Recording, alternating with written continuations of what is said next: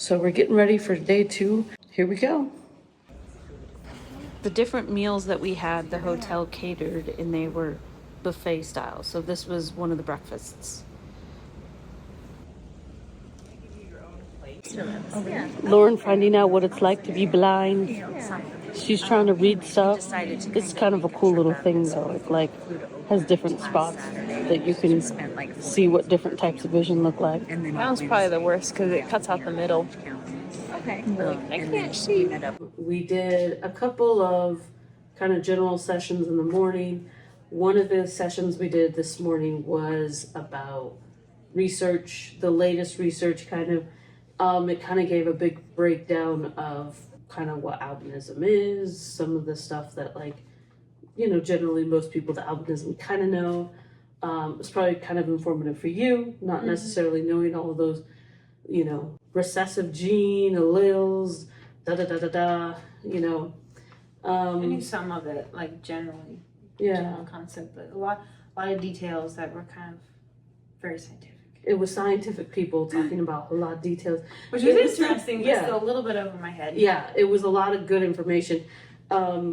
It was interesting because, I know generally things about my vision, but I don't really know, because that's one of the things you get asked a lot is well, why don't you see, first of all, how do you see? That's usually the first question. Or what do you see? Or however you want to phrase that.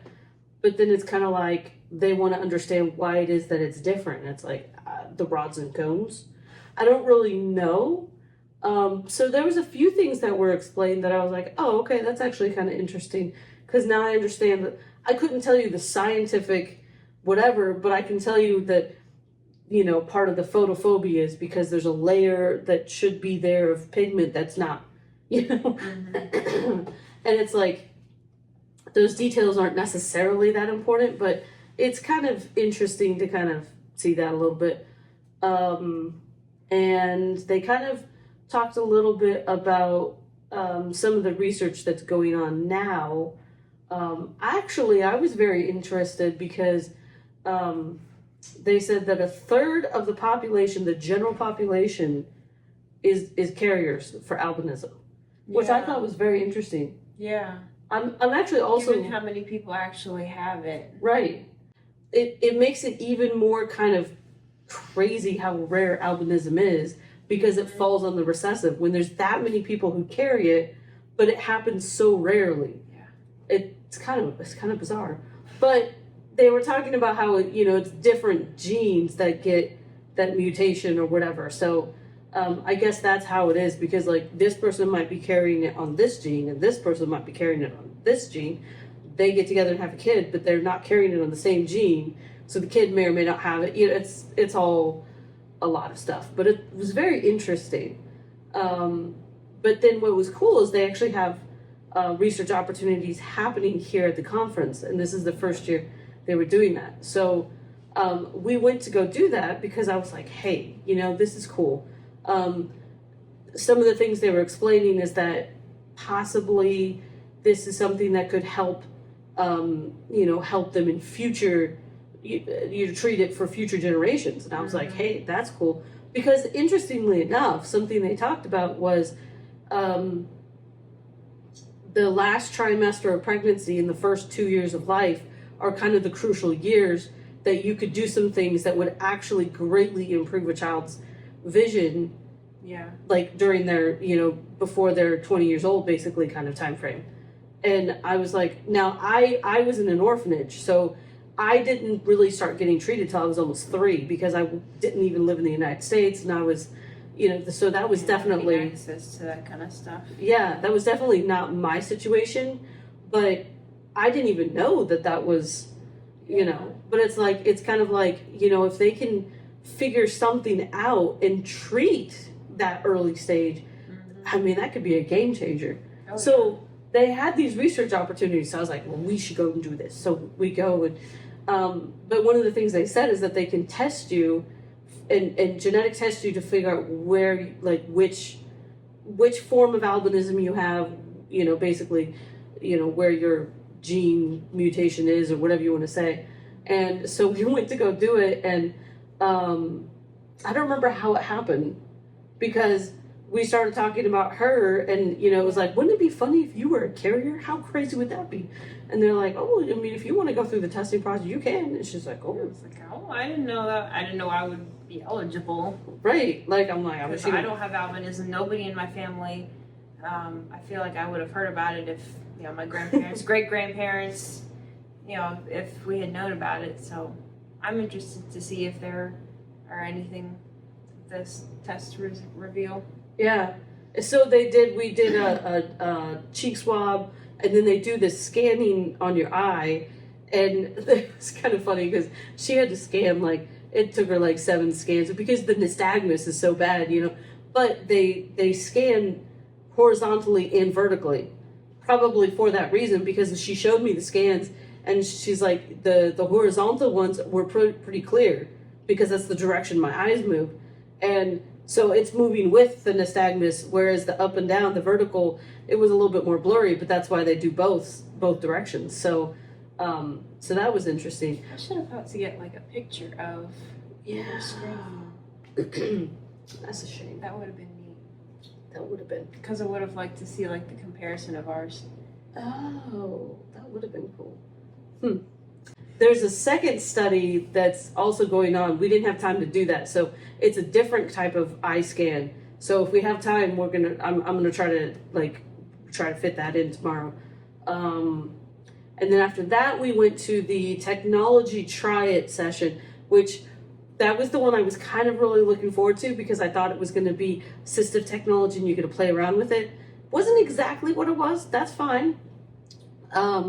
It was an actual session, lecture style, but they were kind of showing you apps that are actually available for free that can be used in certain situations for navigating this, that, and the other. Some of it ended up being a little bit more targeted towards education, like in the classroom, some different things. So, I mean, that was interesting. I got a couple more apps now that I'm going to try out and just see, what I think of them. And so that'll be interesting.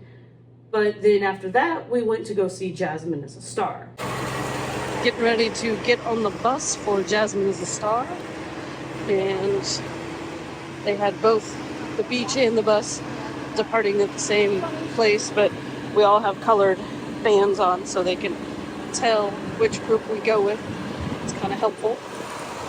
So we will come and we're going to go watch this movie. Bus is going to the beach, bus is going to the movie. And that's a movie that was done a few years ago, and it basically is the story is a teenage girl that has albinism, and she's trying to get into the modeling world. It's an independent film, and it's just kind of a coming of age kind of situation, but it's also just like, for the albinism community, it's a big deal because growing up, movies came out over the years when I was a kid that depicted albinos in negative ways. And that's very difficult. I mean, I think a lot of people who are in, the minority understand and can relate to the idea of seeing people on the movie screen that are like them and how they're being depicted. And that's something that really caused a lot of problems as far as teasing and things like that, and misconceptions. For me, especially because I kind of was a kid a little bit before the internet was mainstreamed. Now I think people could Google albino and find out some things, but so the movie was really kind of a neat thing to be able to see, because here's an albino that's the hero of the story, and she's rising above, she's working hard, and she's being herself. Now, it was kind of funny because there's a part in the movie where she's in the school counselor's office, and they're having the little meeting, the mom, the teacher, the vision teacher. I was like, what are they called? And they're discussing the IEP, and they're discussing the accommodations in the classrooms, and I'm like, oh yeah, I've been there a few times. And it was kind of funny because we got done with the movie, and we're coming out, and like I started talking to one of the ladies about it, and I was like, I started having flashbacks when they were in that scene in the office talking about the IEP. She's like, oh And there was like 4 or 5 of us that were like, ah, you know, the other girl was like, oh man, I started something. yeah, the other girl's like, oh, I had all the feels. Like, I was like, we're all like in there traumatized for just that moment. We're like, ah. Like, that was kind of an interesting thing, but it was a really good movie.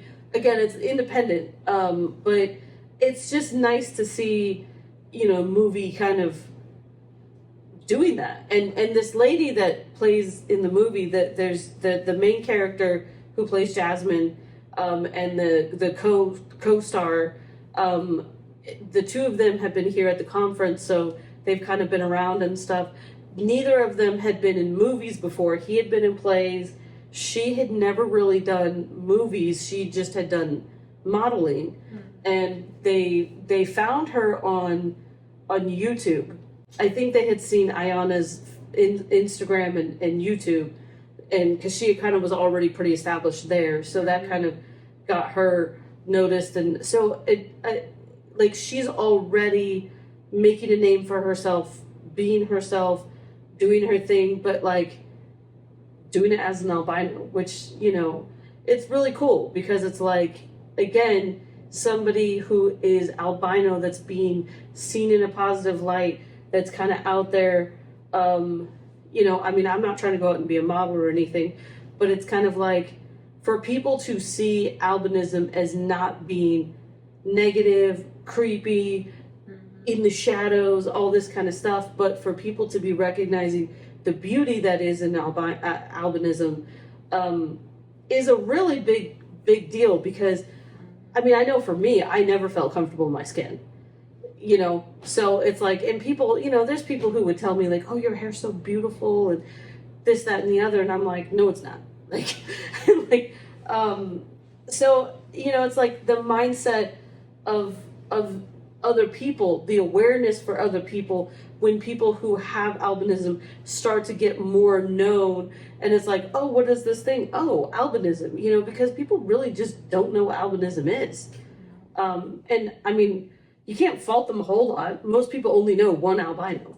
If that, exactly. I didn't know any until I met you. Yeah. It's like 1 in 18,000 in America is the stats for albinism. So it's pretty rare. So yeah, it has been a very busy conference. It's just like go. But it's been a lot of fun. Oh, I forgot about the midlife crisis one. Oh yeah. I call it the midlife crisis because it was a group that was like, what is this thing called midlife and what to do with it or something like that.